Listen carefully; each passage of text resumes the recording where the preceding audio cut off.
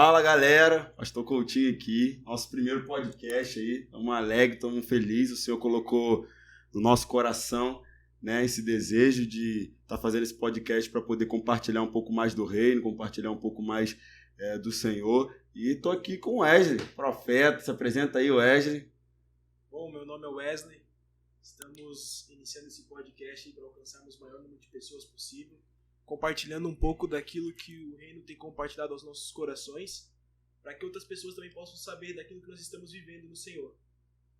E tô aqui com o Bravo, irmão. Rapaz, esse cara aqui, irmão, meu Deus, eu tive que fazer agenda. Meu Deus, isso é uma oferta alta para ele poder vir. Uma oferta alta, Pastor Ferreira, meu amigo, meu irmão. Tamo junto, meu irmão. Meu irmão do coração. Esse cara aí, é bravo. Amo ele. E se apresenta aí, pastorzão. Você que é o cara aí das nações aí. Que nada. Amém? Me apresentar, eu sou o Pastor Ferreira, Júnior Ferreira, né? E para mim é um privilégio, uma honra poder estar aqui, né? Iniciando essa nova etapa aí, o primeiro GPcast, né? O primeiro aí, eu creio que vai ser incrível, né? Os próximos convidados que virão, os assuntos que serão abordados aqui, né? E tudo aquilo que será falado aqui, eu creio que vai ser muito incrível. Amém. Né? Para a glória de Deus. E seu irmão, você convidou, chamou, a gente tá aqui. Amém. Amém. Esse cara é importante, esse cara é gringo. Meu Deus do céu. Chegará o tempo que eu vou sentir saudade de você. Então, se mudou, tá só comendo camarão agora, né? As peles tá mais lisas. Lá não tem praia, né? Aonde tem praia aqui, né? As peles tá mais lisas. Lá não tem praia, não. Sem mancha de sol. Mas vamos lá, Ferreira. Eu queria começar, cara. Eu quero que você explique. Você já nasceu cristão, no berço cristão, ou se converteu ao longo do tempo? Como é que foi o seu processo de conversão? Eu quero entender um pouco isso aí pra gente compartilhar algo aqui do Senhor. Então, como você conhece um pouco da minha história também, né? Mas eu não nasci num berço cristão, não nasci num berço evangélico. Não nasci dentro de um padrão de família, né, onde é uma família cristã, pelo contrário, de diversas crenças, diversas religiões, né, desde meus avós com meus pais, e eu tive, assim, talvez o privilégio, vamos dizer assim também, não a infelicidade, mas o privilégio de ser o primeiro cristão, assim, da minha família, o primeiro pastor da minha família, de toda a minha família, o primeiro pastor, o primeiro cristão, né? Então, não tive uma infância, um ensinamento no berço evangélico, mas no meio dessa trajetória, dessa caminhada aí, de Jesus nos encontrou e pela misericórdia e graça, nós somos hoje pastor, né? Para a glória de Deus. Glória a Deus. Pô, mano, feliz. Mas como é que foi esse processo de conversão? Quero que você conte um pouco do teu testemunho. Eu conheço um pouco, mas tem uma galera que precisa saber. É o testemunho, né? É o testemunho, né? Mas, assim, desde de muito novo, né? 8, 10 anos, eu ia em igreja evangélica, assembleia, sim, lá no bairro onde a gente morava, porque o professor da escolinha de futebol onde eu jogava, né, ele dizia assim, olha, quem não for no culto não vai jogar, você podia treinar a semana inteira. Meio que obrigado, então, né? Era meio que ele usava daquilo ali de uma estratégia para poder também alcançar as crianças ali, e ele meio que, dentro de muitas regras que tinha, de nota de escola, então isso até para mim foi muito importante, porque ele colocava essa regra, quem não for lá no culto não vai jogar, não vai estar no time. E não era muito habilidoso, então a habilidade, o talento pro futebol... O inteligente eu jogo bem. Já não contava muito para poder ser escalado, então eu preferia ser obediente, ia no culto. Preferia estudar, né, mano? Ia pro culto e tirava nota boa na escola para estar no time. E por conta disso, era até o capitão do time, eu era. Nossa, mano. Quando estudava pra caramba, então, né, mano? Ia pro culto, né? Servindo a Deus, adorando. Glória a Deus. E ali foi meu primeiro contato, assim, com uma igreja evangélica, mas sem entendimento nenhum. 8, 10 anos e passava virada de ano na igreja ali. Minha família ia pra praia, normal. Legal. Sem conhecimento de Jesus, eles iam pra praia, eu ficava na igreja.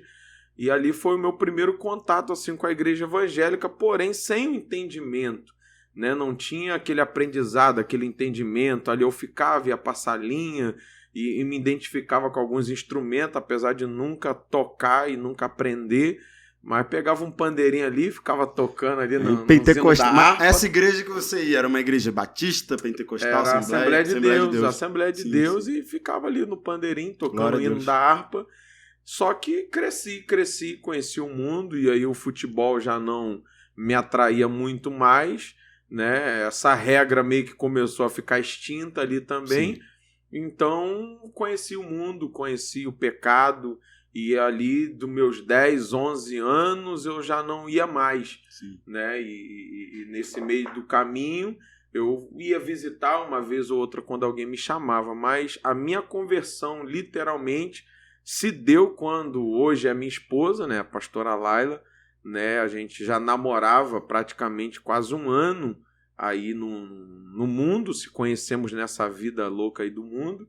E ela se converteu primeiro que eu, foi para o encontro, na época, Batista, né? Batista Getsemane, Macaé. Sim. E ela foi primeiro que eu, e ali a transformação da vida dela que me impactou a minha vida, né? Quando ela se converteu, ela mudou radicalmente, né? E aquele namoro mundano que existia entre nós, ela cortou todo o vínculo, tudo Sim. aquilo de estar em casa, de dormir em casa. E aquilo ali, pra mim, sem entendimento, eu falei, não quero mais uma namorada assim, eu vou terminar. Sim. E eu até conto esse testemunho muito para os jovens, porque ela não negociou princípios para estar comigo naquele momento, né? Eu cheguei na casa dela para terminar com ela e ela ali pegou e falou comigo, olha, você pode terminar comigo, eu vou chorar, mas não vou atrás de você, porém eu não vou desistir de você enquanto você não conhecer o Deus que eu conheço.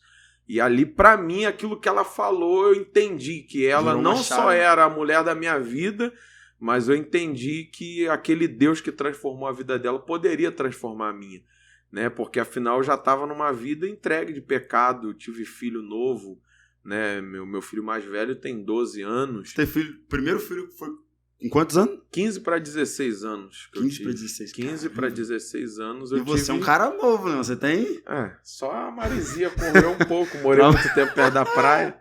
Trabalhou no canavial, mas você tem uns 40, tá com 40. Quase a tua idade, quase a tua. Ah, meu Deus. Rodou sem óleo. Mas morei muito tempo perto da praia. A Marizia corroeu um pouco a lataria. Mas hoje eu tô com 29. Né? Porém, quando eu tive o primeiro filho foi com 15 para 16 anos, né? E assim, a vida é totalmente entregue ao pecado. Sim. Né? E ela foi a pessoa que me fez conhecer Jesus, não com a pregação dela, não com a palavra bonita, não com uma oratória, mas com a transformação da vida dela, literalmente. Onde naquele momento ali ela não negociou um princípio para estar comigo, mas ela demonstrou que me amava, querendo me apresentar o Deus que transformou a vida dela. Legal. E naquele momento ali ela pagou um alto preço, né? E para a glória de Deus hoje nós somos casados, temos um filho, né? Que é o meu segundo filho, que é o Benjamin, né? Já estamos aí 8 anos casados, e foi naquele momento ali que eu comecei a entender, né, e comecei a ir com ela, acompanhar ela para a igreja, e dali Deus foi fazendo a obra que ele tinha para fazer. E essa conversão se deu no encontro, né, mano? No encontro. Mas você se converteu no encontro ou você se converteu e depois foi pro encontro? Praticamente eu me converti no encontro. Entendi. Mas para a igreja, eu só ia na igreja quando eu queria ir e acompanhava ela. Então era mais aquele que eu ia na igreja para agradar ela, para dizer que eu estava indo, que eu estava tentando buscar aquela transformação. Só que eu sempre tive muito temor de Deus. Sim. Né? A pessoa, quando chegava para evangelizar, eu dava atenção. Eu sempre tive muito medo dessas coisas, espiritual, de demônio e tudo mais. Coque, né, mano? E eu sempre tive muito medo. Né? E eu me lembro muito bem que uma das fases da minha vida que eu estava totalmente assim, desacreditado de mim mesmo, eu não queria mais viver aquela vida.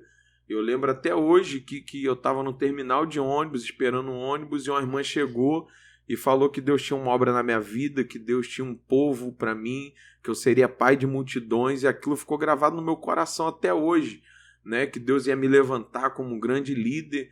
E eu sem entender, não entendia nada, não entendia de Bíblia, não conhecia nada, né, de Gênesis, nada. E ali eu comecei para a igreja por conta mesmo da minha esposa, né, que na época era minha namorada. Sim. E eu ia para a igreja. Um dia, do nada, numa pregação, eu fui me ver, eu estava lá na frente. Né? Foi basicamente isso. E no encontro mesmo foi a minha verdadeira transformação, a minha conversão mesmo se deu no encontro. Né? Quando eu entendi, conheci verdadeiramente a Jesus, e ali no encontro a minha vida foi transformada já há 12 anos.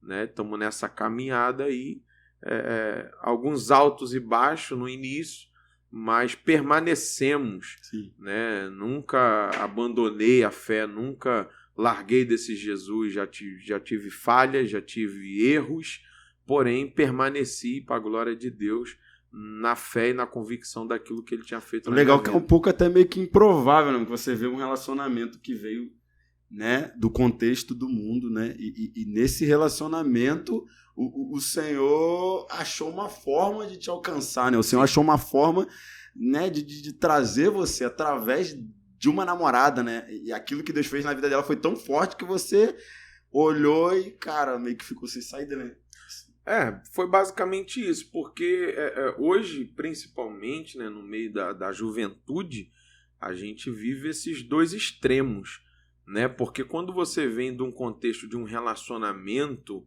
mundano, vamos se dizer assim com essa expressão, né, do mundo, nós sabemos como que é um namoro mundano.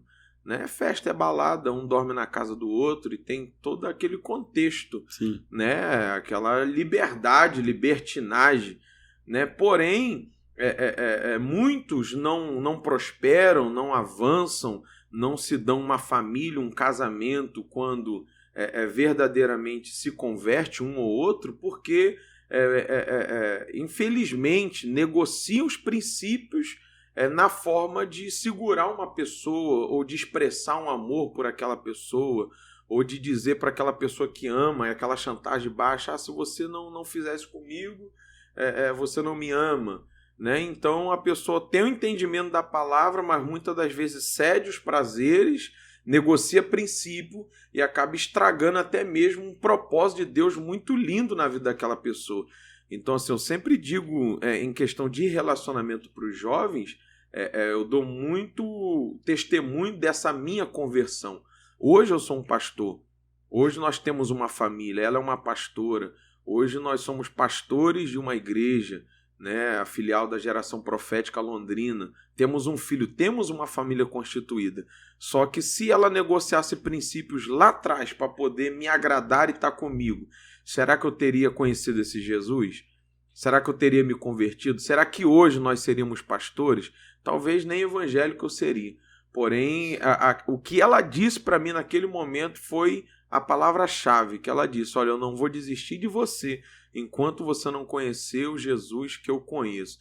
Então, assim, ela já fez muita coisa por mim, né? Mas a maior prova de amor dela por mim foi querer dizer que ela não ia desistir enquanto eu não conhecesse Jesus. O mais incrível é que entre a promessa e o cumprimento dela teve um tempo. E ela se manteve firme nesse tempo, cumprindo os princípios do Senhor. Que é hoje onde é a base de todo o ministério, a família. Exatamente. Legal, cara. A gente costuma falar algo bem incrível, que a gente sempre fala, cara, cumpra princípios que Deus ele cumpre promessas. Essa é uma palavra meio que chave aqui no ministério.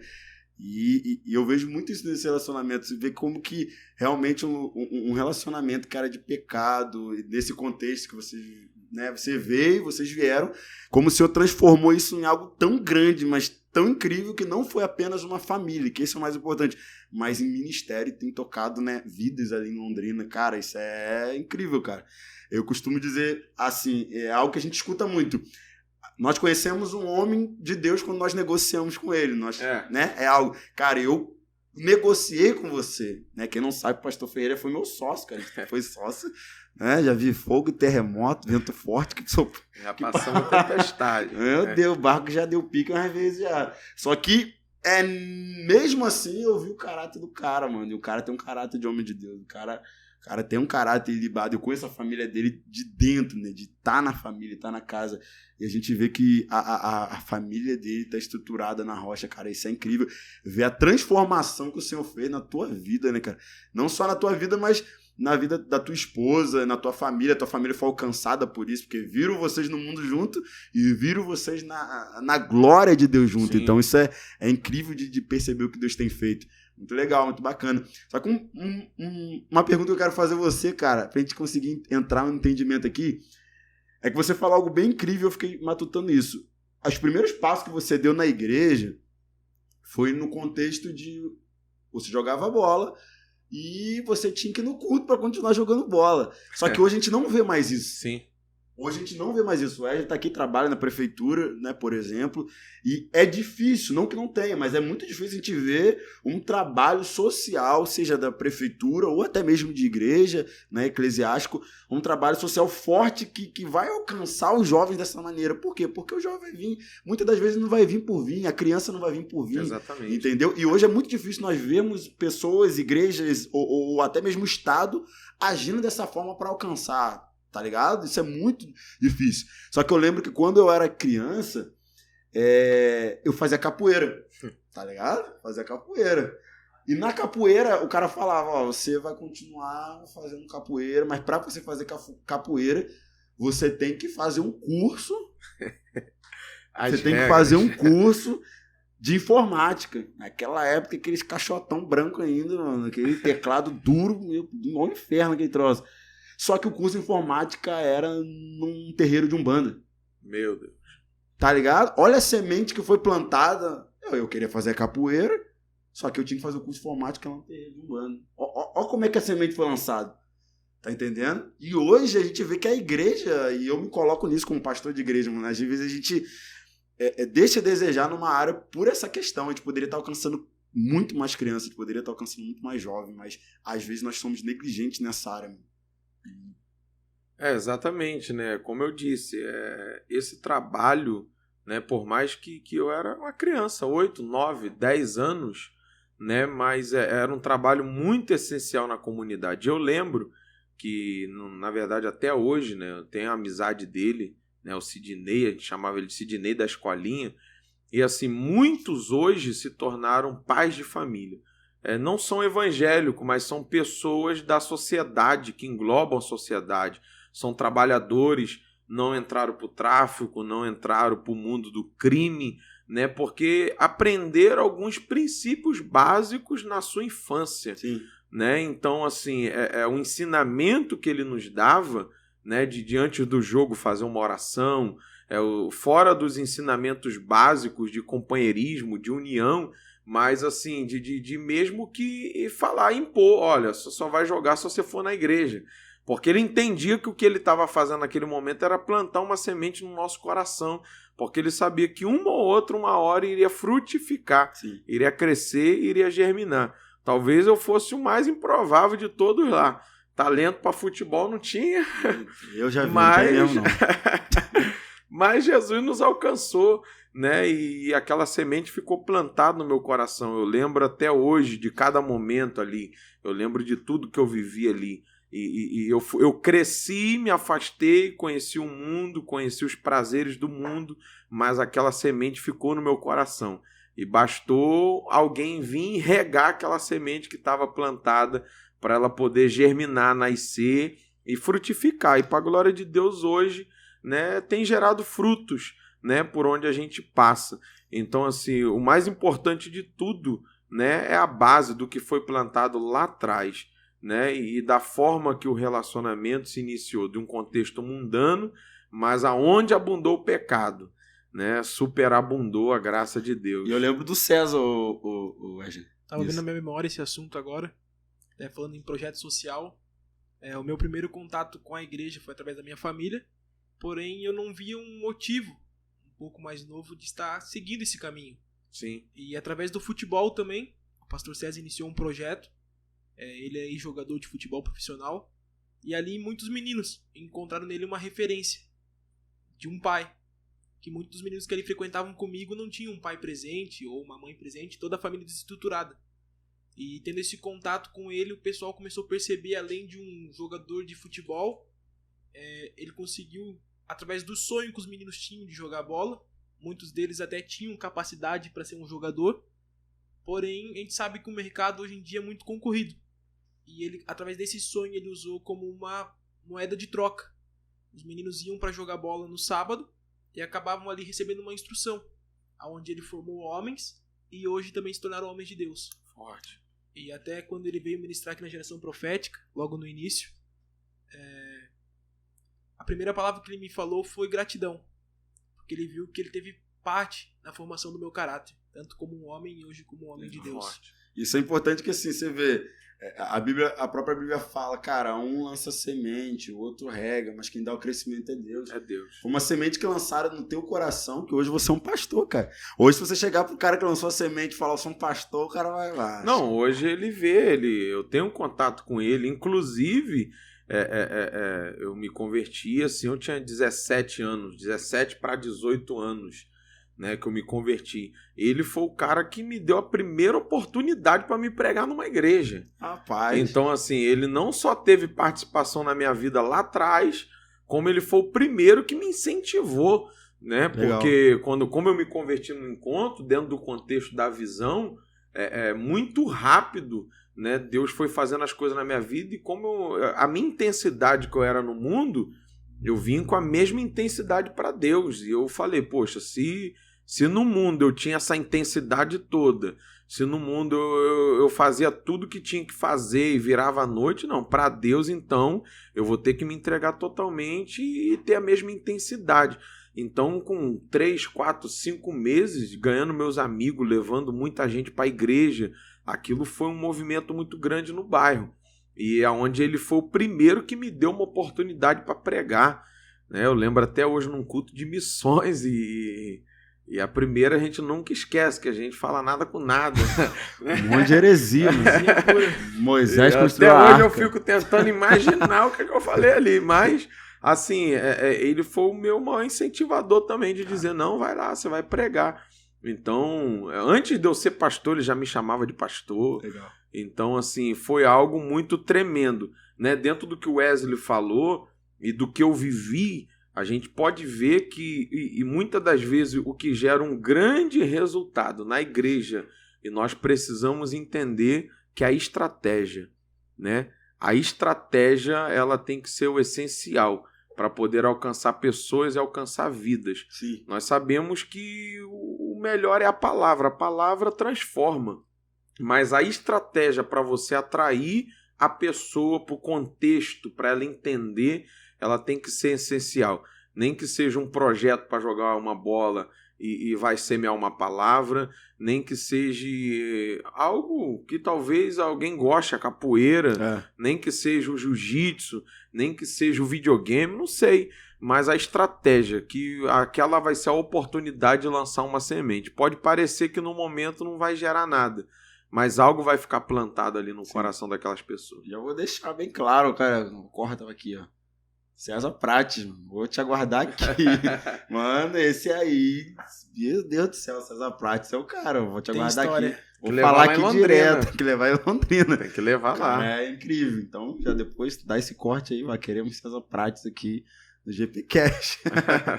Legal, cara, legal. E essa parte da estratégia, eu fui alcançado por uma estratégia, cara. Eu falo que quando eu me converti, eu não queria muito, não creio. Não que eu não crie em Deus, eu fui criado num contexto católico, banda, candomblé. Eu fui criado nesse contexto. Só que eu tava vivendo uma vida já tão perdida, mas através de uma estratégia me alcançaram. E que Deus levante mais homens assim com estratégia, homens e mulheres de Deus com estratégia, para poder alcançarmos alma. Quando Paulo fala, eu me fiz de louco para ganhar os loucos, me fiz de fraco para ganhar os fracos, eu me fiz de forte para ganhar os fortes, Paulo está dizendo, cara, use de estratégia, entendeu? É esse contexto do evangelho. Use de estratégia, porque a religião perdeu muito, eu vejo, mano.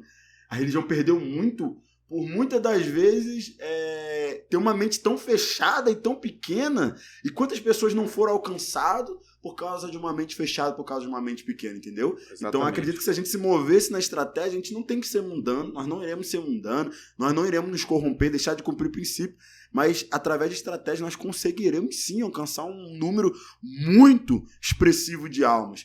Entendeu? A verdade é que a religião, ela bota um conceito da estratégia de uma mundanização da igreja, não pode colocar o mundo dentro da igreja, né? Quer pegar o mundo e colocar dentro da igreja. Não é o fator de colocar o mundo dentro da igreja. É uma estratégia para ganhar pessoas, para alcançar pessoas. E entender que nem todo mundo vai ser atraído pela parede da igreja. Sim. Nem todo mundo vai ser atraído pelo contexto de igreja, né? Mas talvez essa pessoa vai ser atraída por um trabalho social. Talvez essa pessoa vai ser atraída por uma cesta básica. Talvez essa pessoa vai ser atraída por um futebol. Talvez essa pessoa vai ser atraída por um luau. De entender, cara, os caras estão aqui na praia fazendo um luau. Não, pô, então essa igreja não se move só dentro do ambiente igreja das quatro paredes.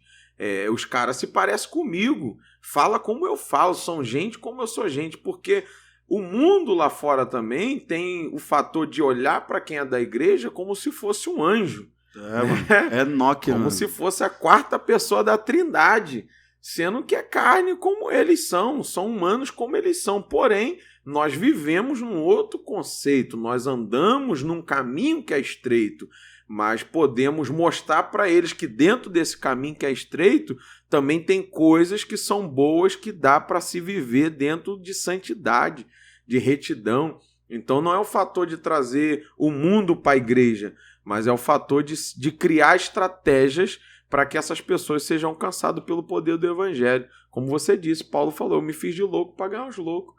Então, ou seja, ele se pareceu com aqueles caras, não, eu tenho essa realidade que você tem. Eu passei por aí, só que eu fui transformado, você pode ser transformado também. Legal, cara, legal, meu Deus. E que o desejo do nosso coração é que o Senhor levante homens e mulheres com essa estratégia, cara, pra gente alcançar o maior número. Eu tô lendo um livro do Gabriel Cantarino, se chama Última Onda, fala que essa é a última onda do evangelismo, é um livro muito bom, muito forte, e cara, ele falava muito sobre isso, que o Senhor está trazendo um avivamento tão grande no Brasil, nos próximos dias virá um avivamento tão grande, que será um avivamento com evangelismo, cara, que nós conseguiremos ganhar o maior número possível de pessoas, mas através do evangelismo, entende? Que é realmente sair dessas quatro paredes para poder alcançar. Aqui na igreja a gente sempre fala, nós não somos a igreja de quatro paredes, nós somos a igreja de duas pernas, nós entendemos, né, essa verdade, nós entendemos esse princípio e acreditamos muito nisso. Só que, cara, a gente tem que sair, porque às vezes a pessoa vai passar na porta e não vai entrar dentro da casa, mas quando nós formos até ela, quando nós alcançarmos e tocarmos a vida dela através de uma estratégia, seja lá qual for a estratégia que o Senhor nos der, desde que não quebre o princípio, cara, eu acredito que a gente vai alcançar um número muito expressivo e nós teremos um avivamento extraordinário de almas, de vidas se rendendo ao Senhor. Só que nós temos que ir, não adianta, você vai ficar parado ali, estagnado, fadando a vida toda, um super bonde na cadeira ali, não dá, mano, né? Não rola. Acredito que quando a gente ter essa mentalidade extravada, né? E o Wesley faz um trabalho bem legal assim, até com a Maze, quando a gente tiver essa mentalidade, cara, a gente vai alcançar um número absurdo de almas, tá ligado? Absurdo. O que me moveu também a me converter, eu que me converti na geração, era a forma litúrgica, tá ligado? Não era que nada contra, mas não era aquela parada que eu entrava triste e saia mais triste, tá ligado? Eu não acredito num culto que você entra triste e sai mais triste, pô. Se você for sair triste, você vai sair triste com você mesmo. Por entender a sua condição atual. Isso, entendeu? Mas você vai entrar num culto, cara, você tem que ser transformado naquele lugar. A Bíblia diz que a glória do Senhor nos transforma. Somos transformados de glória em glória. Entende? Então, assim, o cara vai, passou às vezes o dia todo enfadando, trabalhando, cansado. Aí chega num culto. Meu irmão, abrir a Bíblia nem abre a Bíblia. Tem gente que nem abre a Bíblia. Fui num culto esses dias, mano, o cara não leu a Bíblia, mano. O cara não leu a Bíblia, mano. A grande Só verdade, projetor agora. A grande verdade é porque cada igreja tem uma liturgia, um padrão de culto. Só que quando você vai fazer um culto de jovem, quando você vai fazer um culto de criança, um culto das irmãs, dos irmãos, você vai ver, é a mesma liturgia. É a mesma situação. Não há ali uma estratégia, não há ali algo para ser feito para aquele público que está sendo feito culto. Né? Igual, por exemplo, a gente fala muito de jovens, né? E eu sempre digo lá na igreja, por muito tempo ouviu-se dizer que os jovens dão trabalho, né? Só que eu falo que quando você começa a criar estratégia para aquele jovem, ele já não vai dar trabalho para a igreja, mas ele vai trabalhar em prol da igreja, em prol do reino. Então você vai ver, não é mundanizar a igreja, mas jovem gosta de coisa de jovem. Então você pode aplicar isso num contexto bíblico, num contexto evangélico, criar uma estratégia para ganhar esses jovens. Lá na igreja, por exemplo, nós temos o Abne, né? O ABMC. Né? E vou trazer aqui também, mano. Vou trazer todo mundo também, né, mano? Vou trazer o ABMC. E o Ab, ele canta rap, né? Lá tem outros meninos que cantam rap. Mas peraí, só abrindo um parênteses aqui. Você cantava rap ou funk? Cantava funk. Cantava funk, MC Panda, mano. MC Panda. Patrocina Red Bull, patrocina nós, Red Bull. É YouTube, não derruba marcar o Red vídeo. Bull pra patrocinar o GP Cash. Em nome de Jesus. E você cantava funk ou era rap, mano? Era funk. E o Wesley cantava Corinho de Fogo, mano. Meu Deus do céu. No percurso eu conheci Jesus aí, que acabei largando.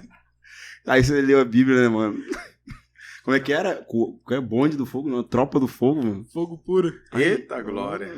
Riscava tudo, saia faísca. Kit vaso, Mas não, sério, você cantava funk, né, mano? Cantava funk, dava uma de cantar funk, botei na cabeça que eu queria cantar funk, não dava certo. Mas olha que interessante, eu falei aqui no culto, hoje nós estamos gravando sexta, mas preguei quinta-feira na igreja, eu falei assim, que Pedro, Jesus transformou o pescador em pescador. Em pescador. Tá ligado? Jesus transformou o pescador em pescador. Só que o propósito mudou. E eu falei até um exemplo meu que se encaixa no teu. Cara, eu cantava rap, tá ligado? Sim. Eu cantava rap da Ponte. Você vai lembrar. O Senhor não arrancou o microfone da minha mão. Tá ligado? Mas mudou o propósito dele. O Senhor não arrancou o microfone da tua mão. Mas mudou o propósito.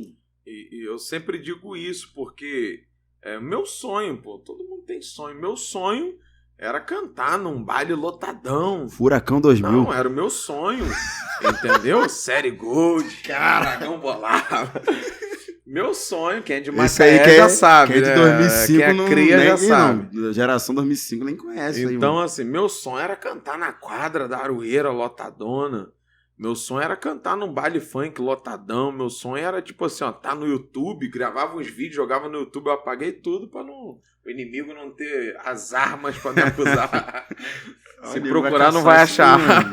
Pastor Coutinho, os meninos estavam procurando ele no YouTube. Não, eu apaguei tudo. Me procuraram o meu. Eu apaguei tudo pro inimigo não se lembrar. Jesus jogou o meu passado no mar do esquecimento. Então, assim, eu gravava, ia pro YouTube hoje. Hoje a gente vai pro YouTube no GPcast. Então, o sonho não deixou de ser realizado. A gente tá indo pro YouTube com outro propósito. Meu sonho era cantar pra uma multidão. Não digo que hoje o meu sonho é pregar pra uma multidão, mas o meu sonho é poder tocar uma multidão com aquilo que Jesus tem me entregado. Legal. Meu sonho é levantar uma geração com aquilo que o Senhor tem me entregado. Então, assim, é o que você disse. O Senhor não tirou de Pedro as habilidades, o talento, o desejo, a vocação que ele tinha da pesca, mas mudou o propósito ao qual ele tinha e usou de estratégia. Pedro, vai lá e joga do outro lado. Se fosse errado Pedro pescar, ele não tinha mandado ir lá jogar do outro lado. Mas ele mandou ir lá jogar do outro lado como estratégia para quando Pedro pegar o peixe e voltar, entender que aquele que está chamando Pedro é poderoso para fazer infinitamente mais. Se eu te dei com uma palavra, eu te dei uma palavra e você pescou muito peixe, o que eu não posso fazer na tua vida se você vir após mim? Então, usou de estratégia para ganhar Pedro. Então, assim, e aquilo ali foi incrível porque mudou o propósito de Pedro, não aquilo que Pedro gostava de fazer. Por muito tempo se entendia, se você jogar bola e se converteu, não pode jogar bola mais. Se você dança, se converteu, você não pode dançar mais. Se você... Não pode, você tem que largar isso aqui. E não é. Se você jogava bola, mas o teu propósito para jogar bola era um. Só que agora o teu propósito vai ser outro. Sim. Então, o Senhor não vai arrancar de nós o dom, o talento, a habilidade, mas vai transformar para que seja para a glória dele, né? Top. Cara, legal. E saber que essas ferramentas até um pouco tempo atrás eram consideradas até por algumas religiões pecado.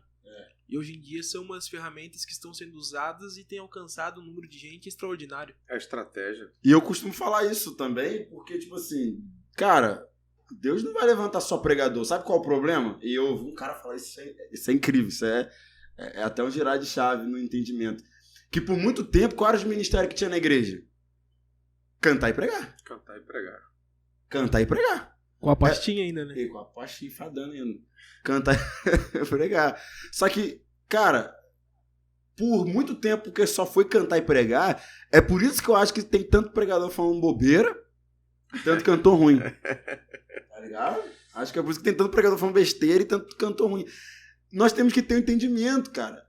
É um advogado, talvez você não vai pregar, talvez você não vai cantar, mas o cara vai ser um advogado pra glória de Deus. Exato. O cara é um jogador de futebol, o cara vai se converter o quê? Vai largar a profissão? Não, foi o talento que Deus deu a ele, mas aquilo vai se converter em almas. Firmino, pô, evangelista. Dentro da onde ele tiver, do ambiente que ele tiver, ele vai usar aquele dom, aquele talento para alcançar pessoas. Porque são pessoas que eu talvez não vou alcançar. São pessoas que talvez você não vai alcançar. Hoje a gente não joga bola mais, não está inserido num contexto de um time. Eu pendurei chuteiro. Eu ganhei alguns troféus e parei. Eu pendurei chuteiro, né? Não dá, né? Mas assim, tem pessoas que vão estar lá. A gente não vai estar dentro de um fórum trabalhando, mas Sim. tem pessoas que vão estar lá. A gente não vai estar na mesa de um consultório médico, de um psicólogo, mas vão ter pessoas que vão estar lá. E Deus não vai usar só com talento, com dom, com a ciência, com a medicina, mas vai usar também com a palavra, com o poder de Deus. Né? Nós temos prova disso até da pastora Gislaine, né? Vou chamar também a pastora Gislaine. Essa hora aqui, a pastora Gislaine é uma pastora da nossa igreja e é advogada. E ela é advogada, né, da família. E quantas das vezes casais chegaram até ela para divorciar. Mas por ela ser uma mulher de Deus, uma ungida, aquele casal que chegou a ela pra divorciar, aquele casal desistir do divórcio. Tipo assim, ela perdia talvez o ganho, né? O peixe. O peixe. Deixa de ser pescador de peixe. Mas ganhava alma, tá ligado? Ser pescador de alma. Perderia o cliente e ganharia o discípulo, né? Mano, isso aí... Porque esse foi o ponto-chave quando Jesus fala para Pedro assim, Pedro, você não vai ser mais pescador de peixe. Você vai ser pescador de alma. Quem pesca peixe vai visar o lucro. Quem pesca peixe vai visar a venda do peixe. Mas quem pesca alma não visa o lucro, mas visa a alma que está sendo ganha para a glória de Deus. Visa o reino. Né? Então, o propósito ele é transformado quando temos o contato com o Senhor. Aquilo que fazíamos para nossa glória vai ser transformado. E agora vamos fazer a mesma coisa, porém, para a glória de Deus. E qual foi, mano? Qual foi o dia assim que você falou assim, cara, esse dia eu tive encontro com Jesus? Você falou do teu testemunho, mas qual foi o dia que você falou, cara, esse dia eu tive encontro com Jesus de verdade? Na verdade, teve muitos momentos assim da minha vida que eu tive essa percepção, né? Porém, assim, do meu primeiro encontro verdadeiramente eu nunca esqueci, né? Depois eu passei em outros encontros, né? Coisas assim que eu não me sentia bem. E eu preferi passar novamente em encontros, ir novamente, me reciclar dentro do contexto da visão que nós vivemos, por entender que eu precisava ir lá novamente, né? E não deixei a minha posição do momento, o cargo que eu ocupava no momento, me atrapalhar naquilo ali. Eu preferi buscar um auxílio para me poder me manter na presença do Senhor, né? Só que assim, o meu primeiro encontro verdadeiramente marcou muito a minha vida. Porque eu não conhecia nada de Jesus, eu não conhecia nada do Evangelho. E eu me lembro que eu fiz uma prova com Deus um dia. Eu fui para a praia, eu não conhecia nada, eu já estava indo algumas vezes no culto. E em alguns momentos meu assim que eu estava totalmente assim desacreditado com muita coisa que eu estava vivendo, muito novo, mas com muita responsabilidade sobre a minha vida, tendo que trabalhar, tendo que estudar e fora os pecados, os problemas que a gente arrumava para a vida. E eu fiz uma prova com Deus, eu olhei para o céu, O céu tava azul, e eu falei, não, se existe um Deus aí no céu, foi o dia que a mulher me entregou, falando que Deus ia me levantar, que Deus ia mudar minha vida. Eu falei, se esse Deus existe, se esse Deus é o Deus que falou na boca daquela mulher pra mim, eu quero um sinal agora. Eu lembro que, tipo assim, naquele momento meu chorando, eu pedi algo louco, que eu falei que eu queria que chovesse. E o céu tava azul, e quando eu falei aquilo que eu olhei pro céu, eu falei, meu Deus, o que eu tô fazendo? O céu tá azul. Mas do nada apareceu uma nuvem e começou a chover naquele ambiente que eu tava ali. Isso de dia? Isso de dia, lá na Praia da Emitiba. Eu fui lá pro final daquelas pedras, e eu chorando sozinho lá, e eu pude perceber que esse Deus existe, e que ele ali ia transformar minha vida a partir dali. Foi onde verdadeiramente eu decidi. Eu falei, não, eu vou buscar então você teve um encontro com Jesus ali. Eu vou buscar, eu vou me entregar, e aí o encontro foi o ponto-chave mesmo que transformou minha vida. E, mano, falando de chamado, cara, eu sei que você é um cara usado por Deus, pregador, né? Pregador, mano, das nações, mano. Eu só quero ter acesso àquele tablet seu. Ele quer olhar o iPad, os esboços. Não, mano, ali só grava no pendrive e me manda. Acessar a nuvem do Acessar a nuvem, não, segue a nuvem. Cara, mas qual o teu chamado, mano? Eu vou te perguntar isso porque você é um cara que vive muito chamado, mas vamos entrar daqui a pouco até nesse contexto de, né, do que a gente tá vivendo hoje, você e eu. Mas assim, no teu chamado, cara, qual foi a sua, talvez, maior dificuldade, assim? Chamado. Fora lutar contra aquilo que tentava me escravizar, que era o pecado, né? Que isso no início até me atrapalhou muito, né? Por alguns meses, anos, e lutando contra aquilo ali, né? O pecado, a prostituição e aquilo ali me atrapalhava muito. Porque quando eu pensava que estava forte, eu via que aquilo ali ainda tentava vir sobre a minha vida. Fora esse contexto, né, do pecado, da carne, de estar escravizado, a minha maior dificuldade no início foi por muitas das vezes não ter alguém para poder apontar o caminho, não ter alguém para poder me direcionar, não ter alguém... Discipular, né, mano? Exatamente. Eu tinha um líder, tinha célula que eu frequentava, que eu ia, mas alguém para poder segurar na minha mão muitas das vezes. E hoje eu sempre digo até para muita gente lá na igreja, hoje, tipo assim, me ligou, eu já tô lá, entendeu? Porque eu entendo a importância de estar ali. Mas a minha maior dificuldade foi essa. Então, muitas das vezes eu tinha que me virar sozinho, procurar sozinho. Eu tinha que tentar ir para o monte sozinho, eu tinha que tentar entender a Bíblia sozinho, ler sozinho. E no contexto familiar, dificuldade, no início meus pais não entendiam, muito mais a parte do meu pai que não entendia, porque ele me via entrar e sair dentro de casa com um monte de menina, e a partir de agora não entrar mais, e então já começava a usar de palavras, por não ter também o entendimento. Hoje meu pai se damos super bem, mas aquele início foi muito difícil, por ele também não ter esse entendimento, então aquilo me feria muito, me machucava muito. Dentro da minha casa eu não tinha alguém que me ajudasse, que me apoiasse, que me incentivasse, e muitas das vezes eu também não tinha essa liderança que me segurasse também. Então eu tive que ir rompendo e acreditando na palavra que Deus liberou sobre a minha vida. Eu hoje, com esse entendimento que eu tenho, eu consigo perceber que o que me sustentou foi acreditar na palavra que Deus liberou sobre a minha vida. Foi me apegar a essa palavra, essa promessa. Então, a minha maior dificuldade no chamado foi essa aí. Foi de romper mesmo com essa situação, de viver essa situação aí, de não ter alguém. Entendi. E nós vemos que o princípio, cara, realmente a gente se apegar naquilo que Deus falou, né?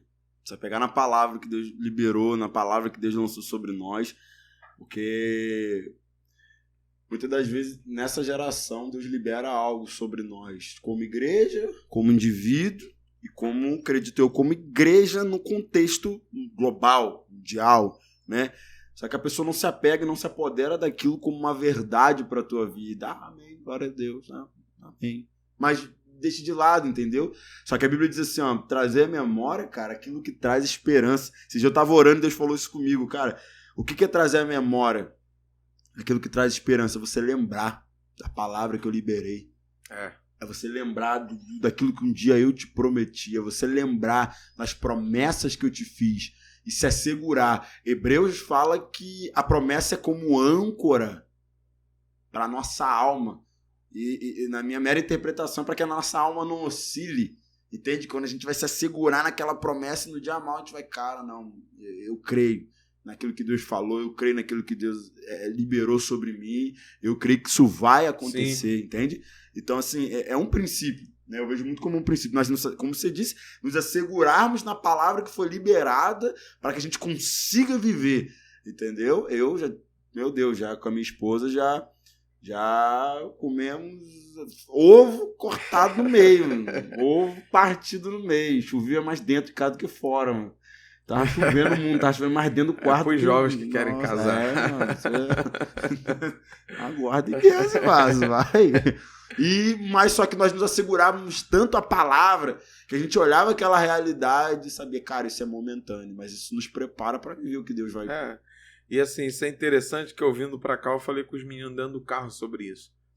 Deus, ele falava ao meu coração acerca disso, de trazer à memória aquilo que nos dá esperança, né? Inclusive eu tentei gravar um vídeo na estrada e não consegui gravar, mas muitas das vezes nós trazemos à memória não o que nos dá esperança, mas trazemos à memória aquilo que nos gera dor, aquilo que foi o nosso ponto de dor, aquilo que foi a traição, a decepção. E quando nós trazemos à memória aquilo que nos trouxe dor no passado, nós acabamos bloqueando o nosso presente e impedindo de acessar o futuro que Deus tem para a nossa vida. Mas quando trazemos à memória aquilo que nos dá esperança, nós transformamos o nosso presente. Porque talvez no hoje eu não estou vivendo bem. No hoje, talvez, alguma situação aconteceu na minha vida que eu estou querendo desacreditar, que eu estou querendo olhar e eu não estou vendo uma solução. Mas quando eu trago à memória aquilo que me dá esperança, eu lembro da palavra que foi liberada sobre a minha vida. E aquilo destrava o meu presente. E eu permaneço avançando para o futuro que Deus tem para a minha vida.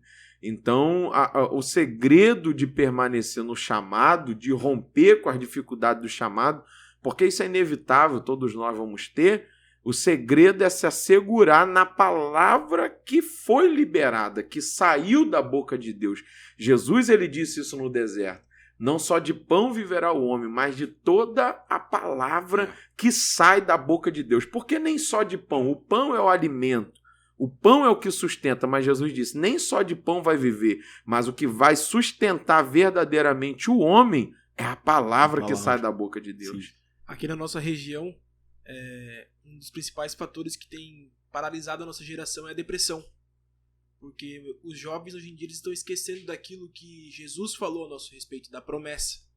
E estão deixando aquilo que causa dor no momento paralisar o nosso futuro. E nós olhamos uma geração que ela está se frustrando, que ela não tem trazido à memória aquilo que traz esperança. Tem deixado aquilo que o momento que elas estão vivendo vem impedir que a promessa futura venha se concretizar. Se você for olhar para a Bíblia, né, cara, o profeta ele fala assim, Senhor, a tua palavra se tornou escárnio. Eu não anunciarei mais o teu nome. Trazendo, né, para o dia de hoje, na versão bíblica dos manos, Senhor, não prego mais, não danço mais. Senhor, não quero nem saber disso. Não quero fazer mais história no culto, Senhor. Tô ferido, tô machucado. Senhor, não quero... Abandonei. Né? Abandonei o chamado, que nem comecei o chamado, né, mano? Não sei, os caras acham que chamado é só história no culto, mas ok. Senhor, não quero mais, mas ao mesmo momento ele fala, mas não dá. É como fogo. Não dá pra largar. É como um fogo cerrado. A tua palavra é como fogo cerrado nos meus ossos, que eu tô cansado de tentar conter a palavra que o Senhor colocou dentro de mim. Não posso. Tá ligado? Tem gente que tá se cansando. Tem gente que tá se cansando, não é pelo fazer. Tem gente que tá se cansando. Mano. Tem gente que tá se cansando, não é pelo fazer. Tem gente que tá se cansando por tentar conter a palavra que Deus colocou dentro. Tá ligado? É nadar contra a correnteza, mano. É nadar contra a correnteza. Tá cansado? Ok. Mas não é de fazer. É de tentar conter aquilo que Deus mandou fazer. Aquela palavra. O profeta, Senhor, já não consigo mais. Eu não consigo mais conter. Entende? E de verdade, cara, tem gente tentando conter aquilo, né? Se limitando até mesmo. Cara, eu era um cara que era tímido. Eu era um cara que, meu Deus, botasse o microfone pra mim, nunca. Botasse câmera, meu Deus, não, jamais, mano. Só que eu rompi, porque existe uma palavra acima. A Bíblia diz que a palavra ela sustenta tudo, né? A palavra deu forma a muita coisa e a palavra continua sustentando todas as coisas. A palavra ela criou, deu forma a muita coisa, mas a palavra ela continua sustentando todas as coisas. A Bíblia diz que passarás céus e terra, mas a palavra do Senhor não há de passar, ela vai permanecer. Então, se as coisas dessa terra se passam, eu não posso me apegar às coisas da terra. Eu tenho que me apegar àquilo que permanece. Sim. Eu tenho que me apegar àquilo que vai ficar. E o que vai ficar é a palavra. Então, diante de uma situação, diante de uma adversidade, eu preciso escolher o que eu quero.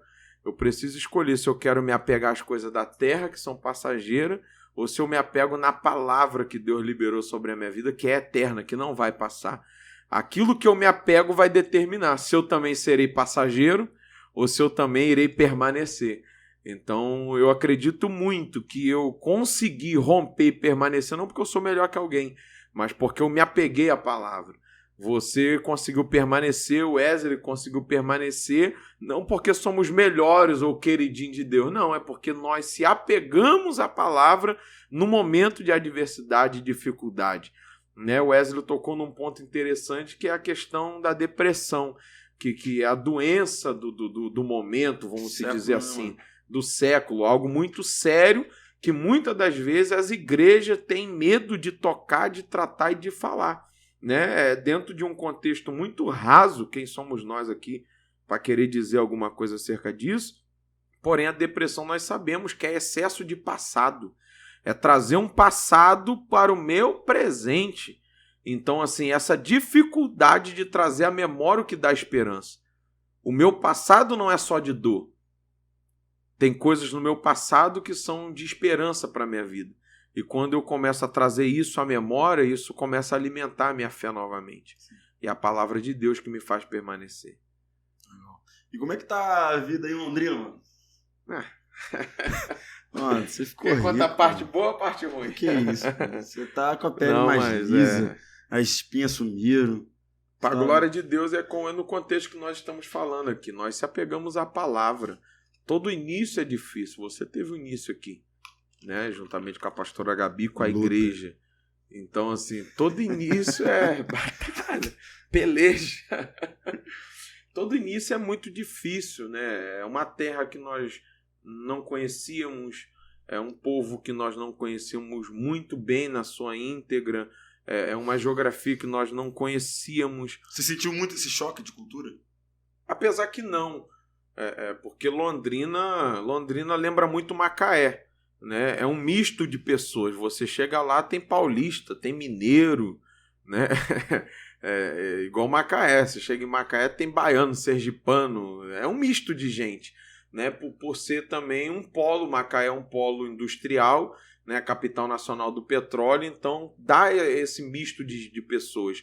Londrina, por exemplo, tem muitas universidades, faculdade, é um polo gigantesco. Cidade universitária, né? Exatamente. Que é desse contexto universitário, né? Lá era conhecido como a capital mundial do café, né, nem nacional, mundial do café. Né? Hoje não se produz tanto por conta de um contexto histórico, de uma geada que teve, matou os campos de café. Então, assim, mas lá ainda tem alguma fabricação de café, mas vive da agricultura, da soja, do milho, do trigo. Né? Você passa lá, você vê muito campo de milho, de trigo. Mas, enfim, esse contexto de uma cidade grande, né? 650 mil habitantes, e muitos deles são universitários, são estudantes. Né? Então traz esse misto de pessoas. Algumas pessoas vão para lá para estudar e acabam ficando por ali, se casa e constrói família ali. Então são pessoas de todo lugar. E a gente não sentiu muito esse choque cultural por conta disso. Né? Porém, a dificuldade mesmo de você ir para um lugar que você não conhece, sendo pastor novo, entendeu? Chegando num lugar, você é um pastor novo. O que tem para me ensinar? O que tem para me passar? Né? Eu sofri isso. Mas assim, o interessante você sabe disso, né? Eu ia para o Paraná, para Londrina, né? Algumas cidades lá, Ibiporã, Cambé, 3 anos seguidos eu fui para lá, né? 2017, 18, 19. Ficava 10, 15 dias ministrando é requisitada, né? Ministrando em algumas igrejas e assim... O povo tá chamando nem pra orar no aniversário dos outros, mano. O cara... Nem velório. Nem velório eu tô indo. Nem aniversário de criança eu tô indo. Nem pra orar morto me chamando. Sangue de Jesus. O cara tava dando o estado todo. E assim... eu ia lá e ministrava em algumas igrejas, mas nunca imaginava que eu iria pra lá pra pastorear uma igreja. Nunca Você imaginava. plantou semente? Não. Mas assim, Deus ele já tinha algo preparado. Deus ele já tinha algo projetado. Não foi nada forçado. Não foi nada assim, eu quero ir e vou. Não foi nada, porque se eu quisesse eu tava na minha zona de conforto, a verdade é essa. Verdade, se você quisesse, eu tava aqui. Porque na verdade, a GP nunca teve um plano de expansão, né? Não temos até hoje. Essa ambição, vamos se dizer assim. A gente quer essa ambição. Tem que abrir igreja, tem que... Não, a gente quer tocar o Brasil e as nações, mas nós não temos plano de expansão. Tá ligado? De tanto e tanto tempo nós vamos abrir igreja. Uma meta. Não temos que ter 50 igrejas no campo. No campo de futebol. Então, mano, sabe por quê? Isso é interessante, cara. Isso é interessante. Porque Jesus, quando ele chega no tanque de Betesda, cara, a Bíblia diz que lá tinha vários enfermos. Sim. Tá ligado? A Bíblia diz que tinha vários enfermos.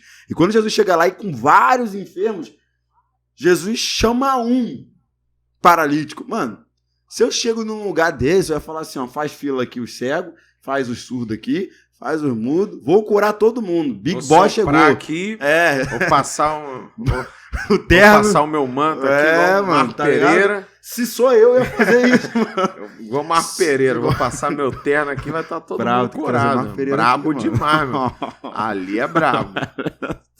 Aí, ó, o Wesley era fã dele. Inspiração, mano. O cara é bravo. Eu já fiz muito isso. É mesmo? Do terno, mano? Convertido? É mesmo? Ó, na rua, botava o terno, passava. E o povo caía? Soprava, caía, dava certo. Dava certo. E como é que foi esse processo pra largar o terno, sapatinho, bico fino? Nossa, de vez em quando ele bota o terno ainda. Eu boto, não largo não. Eu não uso não, mas eu troquei pelo Vans, mano. Eu troquei o sapato bico fino pelo Vans. Eu troquei a gravata. Eu tenho um lá ainda de 10 anos atrás ainda. É o único que eu tenho, pretinho. Fala nisso, Adidas BC me patrocinou. Lá ele esses dias pegou um que eu tenho lá, marrom, jogou no lixo. Eu fiquei revoltado. Eu falei, rapaz, isso aí tem história comigo, rapaz. Isso aí rodou muitas vigílias. Mas, mano, falando nisso que eu tava dizendo, cara, Jesus chega num lugar com vários enfermos, Jesus vai em um só, tá ligado? Quando Jesus vai naquele, Jesus cura ele. Paralítico do tanque de Betesda. Cara, Jesus não poderia ter curado todo mundo? Sim. Mas por que ele não cura? Cara, Jesus não se move por necessidade, por demanda. Jesus se move por propósito. O propósito de Jesus era curar um. Ele foi lá, curou um, meteu o pé, tá ligado? O problema é que muitas pessoas se movem por demanda. Tá entendendo? E nós nos movemos por propósito, não pela necessidade. É por isso que a igreja não teve nunca, GP, um plano de expansão. Tantas igrejas, tanto... Não, mano. Nós podemos ter alvo, meta, foco que glorifica o Senhor, mas nós não temos um plano de expansão. Se você for ver, todas as igrejas, de certa forma, foi um propósito de Deus. Ainda que o início foi turbulento de algumas, né? Lá em Londrina foi muito dificultoso tudo, turbulência, né? Mas, porém, nada fugiu do plano e do propósito de Deus. Porque se fosse pelo contexto, né, que você disse, da necessidade, talvez na primeira dificuldade teria abandonado. Porque a verdade é essa, quando um indivíduo, quando alguém, né, se move pela necessidade, na primeira dificuldade ele abandona. Mas quando se move pelo propósito, não. A dificuldade só é o combustível para permanecer e continuar. Alguém que casa pela necessidade, na primeira dificuldade, separa. Some. Mas quando se casa por propósito, vai passar dificuldade? Vai. Só que o propósito vai falar mais alto na vida daquele casal. Então assim é a obra de Deus, assim é a igreja, assim é na nossa vida. Quando você faz algo pela necessidade, quando te faltar um recurso, você vai abandonar.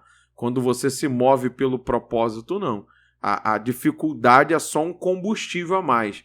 A dificuldade é só aquilo que vai dar o gostinho a mais, o sabor da vitória que você vai alcançar lá na frente. Legal, cara. Legal. Mas lá a igreja tem sido uma resposta, cara. Eu vou lá, não é porque você tá aqui não, mas eu vou lá, eu sempre tô lá, o Wesley também, a gente sempre tá lá e a gente vê, cara, que tem sido resposta naquela cidade lá, a igreja. Então, como eu estava dizendo aqui, para a glória de Deus, assim, todo início é dificultoso, todo início tem uma dificuldade grande, né? Só que é algo assim que eu aprendi, né? Há algum tempo eu carrego isso no meu coração, né? E isso é bíblico, nós podemos ver. Quando Deus ele nos envia a uma missão, quando Deus ele nos envia a algum lugar, né? Dentro do contexto que nós vivemos da geração profética, né, do ganhar, consolidar, discipular e enviar, quando você chega num enviar, que você é enviado a algo, isso significa que você está formado. E algo que eu aprendi, que Deus ele não envia ninguém que não esteja formado, e Deus ele também não coloca ninguém em nenhum lugar que não esteja preparado. Entende? Deus ele não envia ninguém que não esteja formado e Deus não coloca ninguém num lugar que não esteja preparado. Se a gente for olhar para a Bíblia, desde o Gênesis é assim. Deus ele primeiro prepara o jardim e depois ele forma o homem para colocar dentro do jardim. Deus ele não fez o homem para o jardim, mas Deus fez o jardim para o homem. Então Deus ele primeiro prepara aquilo que vai ser nosso. E depois Deus nos forma para colocar a gente dentro daquilo que Ele preparou para cada um de nós. Ele disse isso para Jeremias. Jeremias, antes de você ser formado no ventre da tua mãe, eu já tinha te conhecido e eu já tinha te dado as nações por profeta. Ou seja, as nações, o teu ministério, o teu propósito já estava preparado. Você que ainda era informe. Você não era formado ainda. Mas agora você já está formado. E aquilo que eu preparei para você está na hora de você viver isso aqui. Então, eu creio muito nisso. Quando chegamos naquela geografia, Deus já tinha preparado tudo naquela geografia. O recurso já estava preparado, as pessoas já estavam preparadas. A gente só precisava encontrar e viver para poder estar alinhado com aquilo que Deus já tinha preparado. Jesus ele disse isso para os discípulos: levante os olhos. Os campos estão prontos, preparados.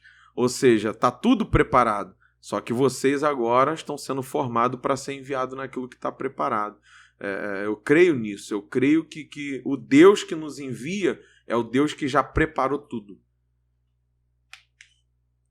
Incrível. E assim foi aqui na geração profética em Camboriú, né? Enquanto o cenário mundial todo estava anunciando morte no meio de uma pandemia, a geração profética nasceu aqui e começou a trazer vida para essa cidade. E no início eu fui alvo dessa igreja. Quando nós estávamos passando na frente, olhamos um povo saindo, todas as igrejas fechando, não tinha mais para onde ir, somente live e internet. Aí tinha um povo doido que estava num campo sendo preparado para receber. Que acaba o culto, ninguém vai embora. E hoje em dia, quem olha a geração profética não imagina o processo que ela passou aqui em Camboriú. Verdade, mano. Verdade. Processo. Sangue de Jesus. E, cara, mas olha que engraçado. Que tudo no início é informe, né? Tudo no início é informe. Tá ligado? Tudo. O chamado é assim. Acho que o senhor tá desmovendo muito pra falar de chamado hoje, né? E tudo no início é informe, o chamado é informe. O problema é que o cara acha que se converteu hoje, o cara já quer pregar e agendas abertas. Existe um processo, né? Tá Existe um caminho a ser Mandei trilhado. fazer um cartaz pra mim, agenda fechada. Meu Deus do céu. Os caras se convertem hoje amanhã. Agendas abertas. Não, mano, no começo é informe. Informe. Tá entendendo? No começo é informe, mas vai chegar uma hora que o Senhor ele vai dar forma. O Senhor ele vai preparar aquilo, né, pra gente viver a totalidade do nosso chamado, aquilo que o Senhor ele preparou pra gente. E Londrina, cara, eu vejo que tem sido resposta lá naquele lugar. E tudo que nós vivemos lá nos fez entender isso. Que todo período da dificuldade é o processo que Deus está me formando para aquilo que já está preparado. Deus ele não vai me entregar nada que está preparado se eu não estiver formado para aquilo ali. Ah, mas por que então alguns demoram mais? Porque alguns demoram mais ser formado e aprender dentro do processo aquilo que Deus quer que aprenda. Isso é bíblico. Você vai ver, o povo sai do Egito. Eles estão caminhando a uma terra que mana leite e mel, terra prometida que Deus prometeu a Abraão. Só que no deserto, Deus vai enviar a provisão. É pão, Deus vai mandar pão. É água, vai sair água da rocha. Enjoei de pão, quero carne. Vai vir carne no vento. A roupa vai crescer no corpo. Só que vai chegar uma hora que eles vão ter que acreditar na palavra. Sim. De quando espiou a terra e olhou, a terra é boa. Ou seja, está preparado. Aquela terra, quando Deus promete a Abraão, a terra é informe. Não tem nada preparado, é deserto quando Deus promete a Abraão. Só que o período que se passa anos e anos e anos foi o período que Deus usou para preparar a terra. Você pode ver, quando eles espiam a terra, está tudo preparado. É terra que mana leite e mel. Os frutos são grandes. Né? Deuteronômio vai dizer, eu vos colocarei numa terra aonde vocês vão morar em casa que não construíram. Vocês vão colher do que não plantaram. Por quê? Porque eu sou Deus que preparo tudo para quem eu consigo formar. Então, esse é o princípio de Deus. Quando ele prepara o jardim, ele forma um homem para o jardim. Então, o povo, quando olha a terra ali, desacredita da promessa, você pode ver. Vai ficar mais 40 anos peregrinando até aquela geração morrer. Por quê? Porque Deus viu que eles não foram formados. Então Deus não vai colocar ninguém dentro do lugar que está preparado se não tiver formado. O período que eu não aprendo no processo, não entendo que tudo no início é dificultoso, informe, e eu atraso a minha formação, é o período que eu estou deixando de viver aquilo que Deus tem para a minha vida. Porque o que ele tem para fazer, ele já fez. Deus não vai fazer nada. Deus já fez tudo. Sim. Já está preparado. Somos nós que ainda estamos informes. Jesus, ele disse, eu vou para o Pai fazer o quê? Preparar. Morada. E quando estiver pronto, eu vou voltar. Mas eu não vou voltar para buscar qualquer um. Vou voltar para quem tiver formado. Um caráter de uma noiva. Então, quem nesse período não for formado, não vai entrar dentro do lugar que ele preparou para estar. Mas isso é tão incrível que até na nossa vida cotidiana, até mesmo na faculdade, para nós tornarmos, obter o título de formação, o requisito para mim é o mesmo que o pastor Coutinho. Porém, o prazo, o tempo que isso vai levar para nós alcançarmos varia, de acordo com o empenho de cada um. Exatamente. Sim. E ano passado teve eleição, eu acabei abrindo mão de cursar um semestre para estar ajudando minha mãe na campanha dela. E por conta disso, eu atrasei um semestre. E os colegas que iniciaram comigo vão estar se formando. Porém, eu vou levar um tempo a mais. Essa é a diferença de quem permanece. Exato. Uau. Já sabe aonde está indo e o tempo que vai levar. Forte. Verdade. Tem pessoas que aceitaram Jesus com você, tem pessoas que caminharam com você na infância, juventude, que hoje não estão comigo. Entende? Mas por quê? Porque escolheram. Tá ligado? Eles escolheram. Só que se eu tô aqui hoje é porque eu escolhi, não porque eu sou melhor, né? E talvez mais pecador, mas, sim, cara, eu escolhi. Se submeteu a um processo. Eu escolhi permanecer. É onde muitos se frustram na caminhada, porque, vê assim, ó, você chegou depois de muita gente. Na geração profética, por exemplo. Pessoas que hoje nem lá estão, talvez. Sim, muitas. Mas assim, você chegou depois de muita gente. Mas o apóstolo gostou mais de você? Você foi o mais bonitinho, o mais queridinho, apesar que você é o xodózinho de Jeová, eu sempre digo isso. Né? Tudo que você quer, você recebe. Você olha pro céu e fala, pai, sou eu de novo. Ô, Senhor, precisamos, Senhor. E aí o pai, não, tá bom, vou te dar, meu filho. Aí, preto, vai ganhar, você vai receber do nada e vai aparecer com um carro aí. A diesel, Senhor. Tudo que pede, recebe. Isso aí tem a chave no céu. Amém, cara. Mas assim, não é esse o fator. Não é esse o fator. É onde muitas pessoas se frustram no chamado, que começam a olhar para quem está crescendo e às vezes gera até uma inveja, gera um sentimento que fala, pô, mas por que ele não eu? Estou aqui primeiro. E não é o fato do tempo de igreja, não é o fato de chegar primeiro, não é o fato de ter se convertido primeiro, é o fato de se submeter a um processo de transformação para viver aquilo que Deus já preparou. Às vezes aquela pessoa que se converteu há 20 anos atrás só não está vivendo aquilo que Deus quer que ela viva, não é o fato de Deus não ter a capacidade de preparar para ela. É o fato dela não estar ainda aprendendo algo no meio desse processo para estar com seu caráter formado, para viver aquilo que Deus preparou. Sim. E a pessoa às vezes se frustra por conta disso, de ver alguém que chegou depois. É onde muitos não entendem a visão que a nossa igreja vive. De ver um jovem que estava na droga, passou no encontro há 3 meses atrás e talvez hoje chega na igreja e está pregando já. Então assim, mas por que ele se converteu há 3 meses atrás? Não, tem que ter um tempo. Qual o tempo? Qual tempo tem que ter apto para poder estar vivendo o que Deus preparou? Não. Se a pessoa conseguiu em um dia ser formada e entender o que Deus fez, ela no segundo dia já vai viver o que Deus... Tá entendendo? É o que a gente falou, né, mano? Cada pessoa vai determinar ali, cara. Tá ligado? As suas escolhas, as suas atitudes vão determinar onde vocês vão chegar. Quem retrocede, quem para, quem continua. Adão foi formado no 6º dia. No outro dia, Adão foi formado no 6º. No outro dia, Deus já falou para ele, dá nome aos animais. Já deu uma responsabilidade, um trabalho para ele no outro dia. Para ele colocar nome nos animais, ou seja, de um dia para o outro. Então, por quê? Porque Adão já estava formado. Então, assim... Hoje eu pastoreio pessoas que têm de casado, de convertido, que eu tenho de vida. Sim. Tá ligado? Tem gente que aceitou Jesus, eu tava nascendo. E hoje eu pastorei essas pessoas. Como? De graça. Mas porque um período da minha vida eu aceitei ser formado por Deus. É isso aí. Aceitei. Moldado, apertado. E, cara, entrando, né, nesse assunto, cara, bem interessante, é que falando de chamado, né, eu, o pastor Ferreira, tinha um negócio, a gente era empresário, a gente era os business. Só a maletinha com dinheiro. Só faltava o dinheiro. A maleta tinha dinheiro. Só faltava ele era o dinheiro. Cara empresário a gente era. A gente tirava onda de empresário. Não, tem uma firma, uma empresa. Trabalha pra quem? Pra mim. Eu sou patrão, mas não tem dinheiro. Mas não tava mesmo. CNPJ tava lá, tinha um número pra mim.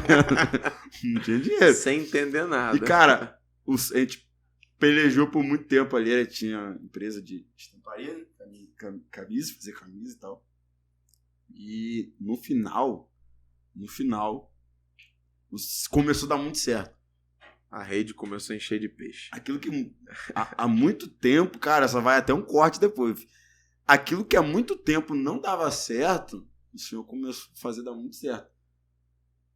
Só que quando começou a dar muito certo, foi quando o Senhor chegou pra mim e falou, tá dando certo? Eu tô, Jesus.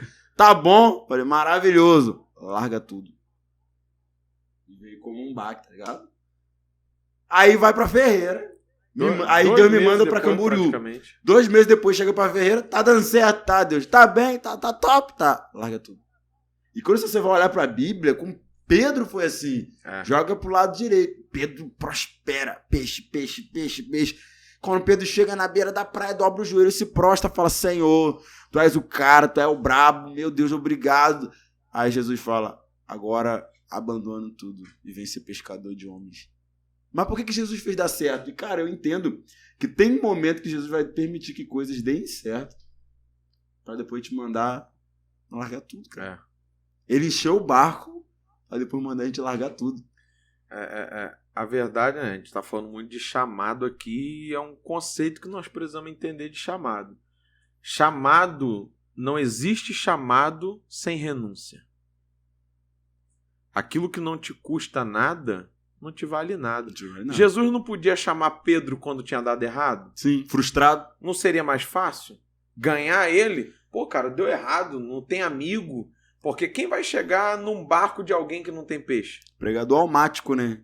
Já tá dando tudo errado mesmo. Quem vai chegar no barco de alguém que não tem peixe? Se eu quero comprar peixe, eu vou chegar na beira da praia. Pedrão, o que tem hoje aí pra me comprar? Rapaz, deu errado. A noite toda, negócio Samuel Mariano. Deu errado.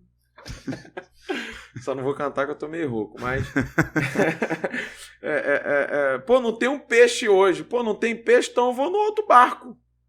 Quem vai estar no barco de quem não tem peixe? Então Jesus faz dar certo para ele poder ter a sensação do que é renunciar a algo por conta de um chamado. Jesus não vai chamar ninguém que não tem o que renunciar. Então, muitas das vezes, Jesus vai permitir dar certo, como você acabou de dizer aqui, só para a gente poder entender que para viver um chamado tem que ter renúncia.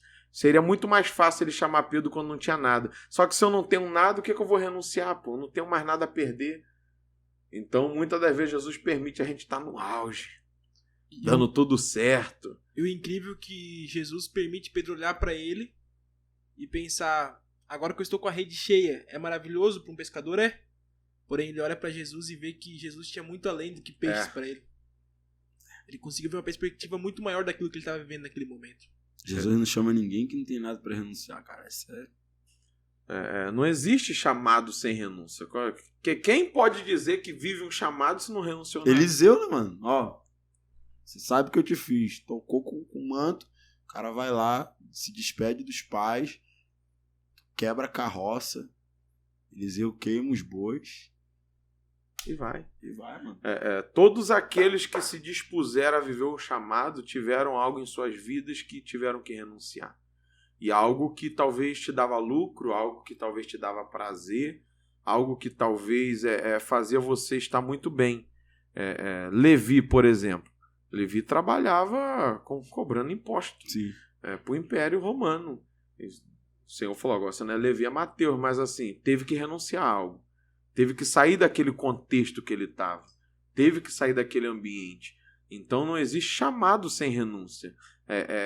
Saulo teve que renunciar a muita coisa. Saulo teve que renunciar à posição que ele tinha, o respeito que ele tinha. Saulo teve que renunciar a muita coisa que ele tinha para se transformar em Paulo e viver um chamado. Então, Abraão, né, mano? Abraão, Moisés, Abraão. Os caras que, tipo assim, tinha muita coisa, né, mas não tiveram a sua vida como preciosa. Eles renunciaram o que foi necessário renunciar para poder viver o chamado. Então, eu acredito muito nisso. Não existe chamado sem renúncia. Aquele que verdadeiramente quer viver um chamado e se lançar a esse chamado tem que entender que vai existir coisas que você vai ter que renunciar na sua vida. Legal. E o Senhor realmente encheu o nosso barco para mandar a gente largar o barco. Nós somos prova viva disso, né? E tentamos ainda, por algumas vezes ainda, trazer esses peixes conosco, tentamos ainda levar adiante, só que a gente viu que verdadeiramente o Senhor não tinha aquilo ali para a nossa vida. E afinal, quem mandou largar a rede? E aí? Quem mandou largar a rede? Há uma confusão aí, né? Eu vou entrar nessa guerra teológica, não. Mano, mandaram as perguntas pra você aqui só pra gente conseguir concluir. Ai, meu Deus, aí vai começar. O Wesley responde algumas aí. Não. Quero ler as perguntas aqui, mano. Que mandaram. Ó, tem uma aqui muito teológica aqui. Então pula essa. Muito teológica aqui, ó. Disso aí. Bolacha ou biscoito? Isso é biscoito. Bolacha ou biscoito? Biscoito. Biscoito com X, mano? Biscoito. Ei, mano. Vamos lá. Perguntaram aqui. Qual o maior desafio que você encontra no seu ministério? Entre parênteses, geografia. Na sua geografia. Qual é o maior desafio que você encontra no seu ministério, na sua geografia?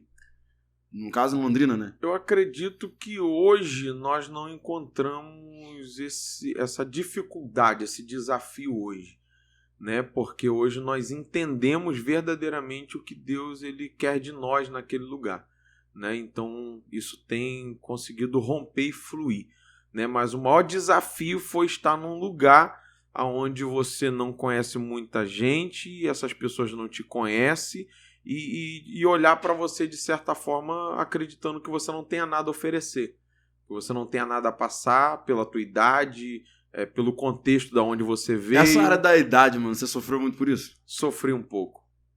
Você chegar para uma pessoa para querer dar um conselho e aquela pessoa olhar para mas você não tem como me dar esse conselho. Você não tem como falar isso comigo. Você, a sua idade.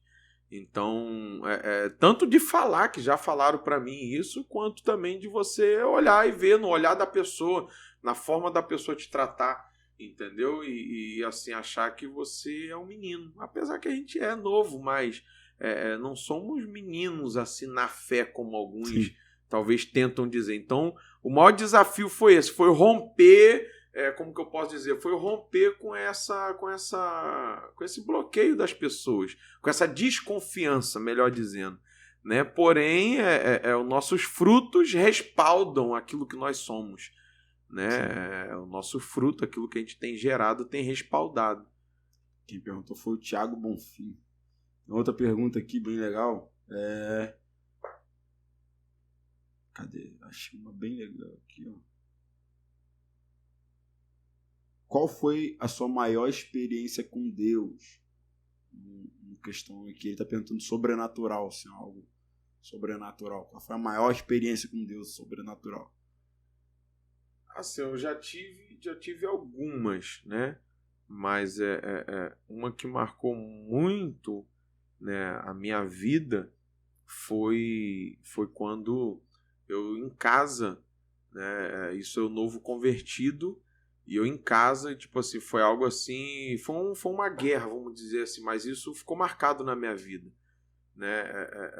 Tinha alguns parentes meus em casa debochando muito da minha fé, daquilo que Deus tinha com a minha vida, e naquela hora ali Deus me deu uma autoridade que eu falei, não, então deixa eu orar pela tua vida, tipo assim, meio que chamei pro mano a mano mesmo, entendeu? Mano, peito a peito, né? Falou assim, então ora então. Tipo e quando Elias, né? Então ora então. Meu E quando Deus, eu botei a mão na cabeça, fogo. Manifestou.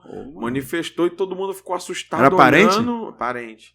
E Legal, manifestou e ficou todo mundo olhando assim e tal. E um saiu, outro saiu, e ali eu expulsei o demônio e fiquei naquilo ali. Falei, caraca, agora o negócio é de verdade mesmo. Então ali eu vi que verdadeiramente Deus, ele estava na nossa vida ali. Então foi uma situação assim que estavam zombando mesmo de mim, né? Da minha fé, daquilo que eu estava vivendo naquele momento atual, né? Então foi algo assim que eu vivi de forma incrível.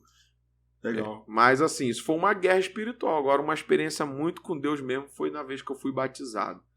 Eu fui batizado no Espírito Santo, que eu fui batizado em línguas. Pra mim, aquilo ali ficou marcado No na batismo minha nas vida. águas. Não, no batismo do Espírito Santo, no caso. Assim, Isso aí, que eu fui batizado com o Espírito Santo. No Ali. falar em línguas. Sim. Pra mim, aquilo ali ficou marcado na minha vida. Porque eu passei no encontro e eu não falava em línguas. E eu entendia que, tipo assim, se eu não falo em línguas, eu não tenho o Espírito Santo. Só que nós entendemos hoje que a maior evidência é falar em línguas. Mas isso não significa que você não tem o Espírito Santo. Aquilo ali me deixou muito mal. E passou 1 mês, 2 meses, e foi onde eu comecei a ter entendimento e buscar um pouco mais por aquilo ali. E quando eu recebi esse batismo, para mim aquilo ali ficou muito marcado na minha vida. O selo, né? O falar em línguas, entendeu? Falando nessa evidência, tem um amigo meu até que vem aqui na Geração Profética. Durante muito tempo, onde nós frequentávamos, ele tentava ter esse batismo com evidência. E ele não conseguia sentir da mesma forma que nós sentimos. Até há muito tempo ele se frustrou. E nesse último encontro que teve da Geração Profética aqui em Camboriú, ele pôde sentir um pouco disso. Aí foi onde ele falou que aquilo que ele não tinha vivido a vida inteira, ele conseguiu viver em 3 dias. Wander pode falar um pouco melhor disso aí. Isso aí é o cara pra falar disso aí. Mano, a última pergunta aqui, o Vitor perguntou: como ser um líder que não se abala com o mundo caótico que estamos vivendo? Acho que nós falamos isso aqui, né? Se apegar na promessa, na palavra. Se apegar na palavra, que é a verdade. O mundo vai ser abalado. Isso é inevitável, bíblico. Coisas no mundo vão ser mudado, transformado. Bolsa de valores, a moeda, o dólar, a política. Mas nós iremos permanecer através da palavra. Então, assim, eu acredito que o líder ele tem que estar posicionado onde Deus colocou ele. E sempre com uma palavra nos seus lábios de esperança. Né? Sempre com a palavra da verdade. Não ser movido pela necessidade daquilo que está vivendo naquele ambiente. Sim. Mas ser movido pelo propósito. Né? Eu disse isso, né, lá para algumas pessoas lá em Londrina. Né? Até falei um pouco na escola de líderes lá. Que quando você vê Jesus, quando João Batista é morto na prisão, decapitado, Jesus ele se afasta. A Bíblia diz que ele entra num barco e vai sozinho para o deserto. Ele não chama os discípulos, não chama ninguém. Aquela notícia abalou Jesus. Aquela notícia trouxe tipo assim, uma tristeza que ele foi sozinho para o deserto.